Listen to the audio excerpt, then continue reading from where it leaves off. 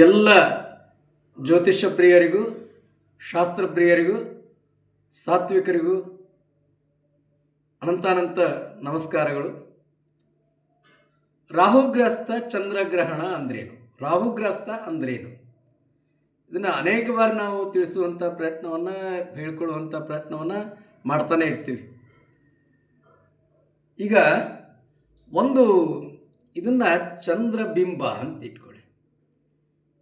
ಇದರ ಮೇಲ್ಭಾಗದಿಂದ ಮೇಲಿನಿಂದ ಗ್ರಹಣ ಆರಂಭ ಆಗ್ತದೆ, ಪೂರ್ಣವಾಗಿ ಕವರ್ ಆಗ್ತದೆ, ಮತ್ತು ಮೇಲಿನಿಂದ ಸರಿದು ಹೋಗ್ತದೆ. ಇದೇ ರಾಹುಗ್ರಸ್ತ ಅಂದರೆ ಮೇಲಿನಿಂದ ಆರಂಭ, ಪೂರ್ಣಗ್ರಾಸ ಖಗ್ರಾಸ, ಅನಂತರ ಮೇಲಿನಿಂದನೇ ಸರಿದು ಹೋಗ್ತದೆ.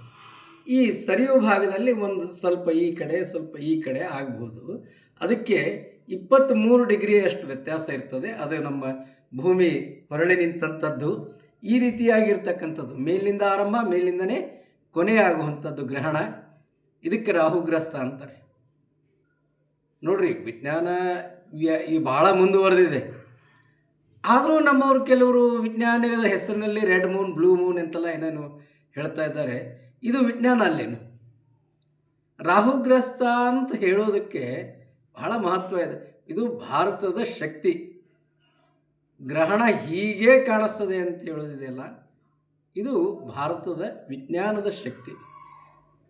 ಹರೇ ನಮಃ. ನಮಸ್ಕಾರಗಳು.